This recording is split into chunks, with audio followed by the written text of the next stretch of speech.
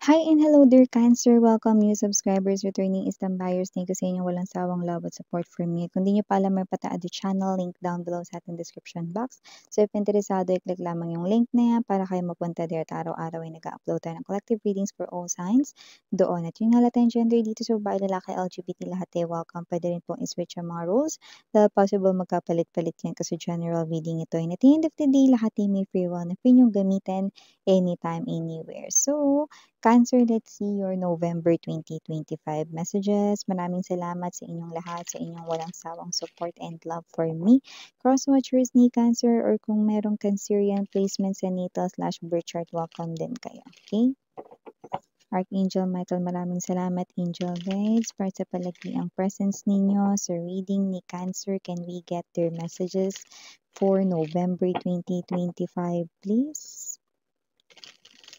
Messages for Cancers, November 2025. Can you please show me? Cancer.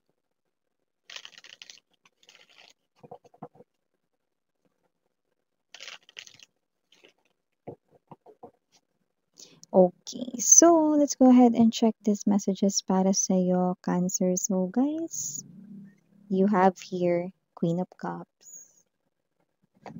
You also have here the Empress. Looks like your intuition is on point right here about someone new. We have here Ace of Cups, Nine of Swords, Four of Swords, Five of Swords, Four to the Five of Swords.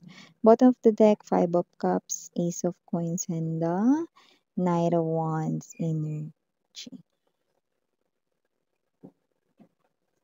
So, sa nakikita natin dito mga babes, no, may energy rito, no, na posibleng meron ditong someone, no, na nagmamahal sa'yo, na nagwo-worry about you. I do see this person here is pwedeng concerned about you. Pwede kasing alam niya na meron ka ngayong pinagdadaanan or baka meron kang problema. So, nag-aalala siya rito, no, sa iyo mga babes. Yung iba person man na ito, pero yung iba ha, nakita ko friend mo to pero parang iba na. Nararamdaman niya for you. So, kung sino man tong energy na to, meron ditong someone worried about you, concerned siya sa inyo. And I do see, no, na kayo yung may problema pero siya yung affected much. So, nakita natin dito, pwede niya kayong i-message, no, at maaaring mag-seek rito, no, ng pwedeng um, mag-ask, no, ng inyo rito, no, na kung gusto niyo ba ng tulong, andyan siya, available lang siya, no. So, I do see a lot of support coming from this concern energy. Okay? So, maliban dyan, your intuition also is on point para dito sa new love popping out right here. Maaari ngayong November, meron kang makausap someone online. I do see na baka ito na talaga yung person na as in magstay ka na talaga. Nakita natin dito, paano magstay miss yan? Yung makita mo na yung forever and ever mo, no? Na makakasama. Bongga kasi we have here the Empress and the back-to-back ito. Yung intuition mo on point, no, na parang sinasabi nito na ito na yung the one for you guys, no.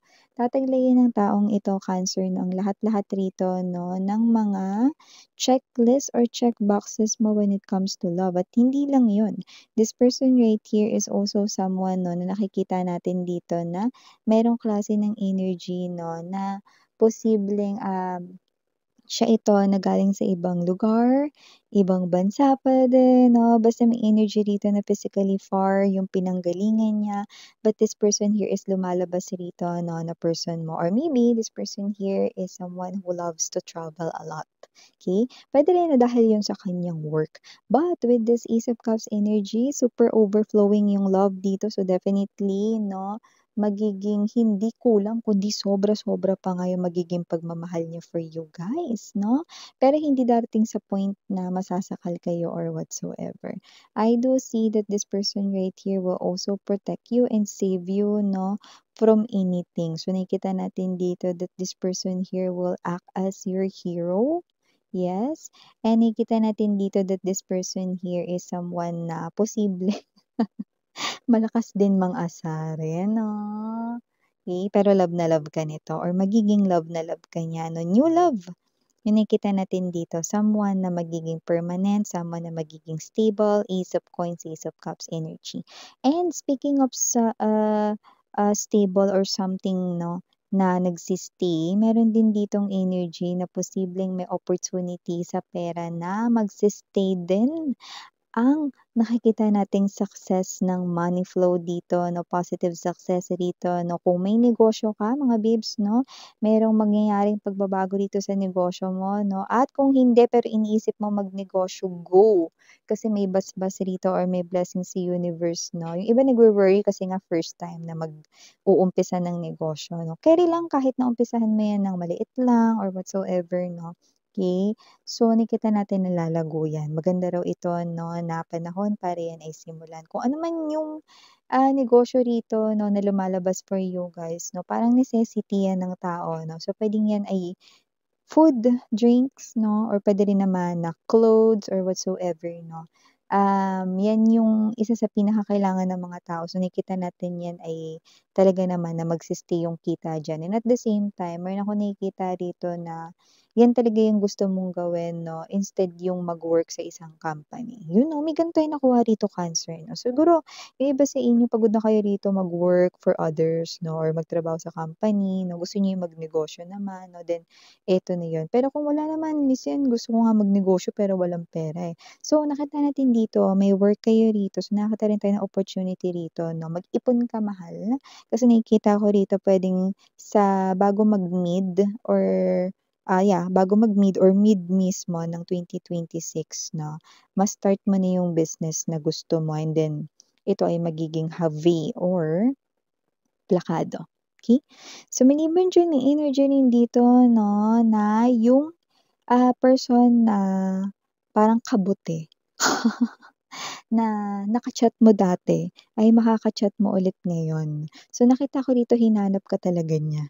So, kasi naman 'tong energy na 'to gano'n pa rin yung energy niya, isa pa rin siya ritong naglalakad or walking red flag, so mag-ingat pa rin. This person here is a trickster at magaling lang talaga siya rito na pagdating sa pakikipag-usap at pakikipag-communicate. Pero pagdating sa gawa at sincerity ng feelings and emotions, wali. Kaya naman mga babes 'no, don't entertain again this person, hayaan mo lang siya rito 'no, dahil gano'n din ulit. Paghihintayin ka lang ulit niya dito sa mensahe na hindi mo alam kung kailan niya re-replyan, 'di ba? In other words, masyado siyang paimportante. Eh, isa naman siyang walking red flag, 'di ba? So, maliban diyan Cancer, meron pala ditong ex mo nalulungkot, Five of Swords energy, and there's this Five of Cups. May energy that with these vibes right in here, gusto niya ng pagbabago sa situation niya. Hindi ko naman nakikita na as in rito gusto niyang bumalik rito sa inyo, pero nalulungkot siya rito kasi hindi niya rito malampasan yung mga problemang pinagdadaanan niya.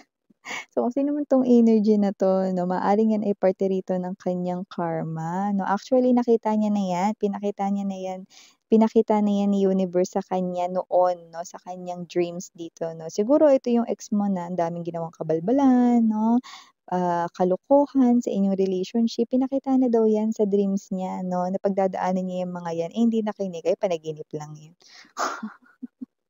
O ayan na, pinagdadaanan niya na ngayon 'no.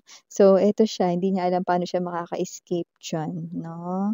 Alam naman natin mga babes 'no, na kahit sa mga games 'no, hindi ka puwedeng shortcut, okey? Kasi meron pa rin na magiging challenge dun. Kaya naman walang ibang haharap niyan kundi siya, hayaan niyo siya. So maliban diyan Cancer, may energy rin dito na posibleng makapag-relax ka rito sa darating na holiday season. Possible na magkaroon kayo rito ng family outing or kung hindi family outing 'to, family like a family sa'yo. Like mga friends mo 'no, baka kayo yung lumabas, mag-outing. Yung iba puwedeng day tour lang 'to, so nakikita natin dito 'no, the sun is up 'no, pero mag-e-enjoy kayo the whole day. Kasi nakikita natin dito 'no, na parang makakapag-unwind kayo 'no, at makakapag-release ng stress sa work, tiredness dito sa lahat ng mga ganap ninyo sa life. So nakita rin tayo ng energy rito 'no, na posibleng ikaw na yung mag-isip na next na pupuntahan or gala ninyo, excuse me, ng barkada or ng iyong family. Excuse me. Okay. So, nag-react yung ating throat chakra ngayon-ngayon lang mga babes 'no, kasi yung next kong babanggitin is the Nine of Swords energy. Someone here wants to confess sa inyo kung ano yung truth or nalalaman niyang totoo.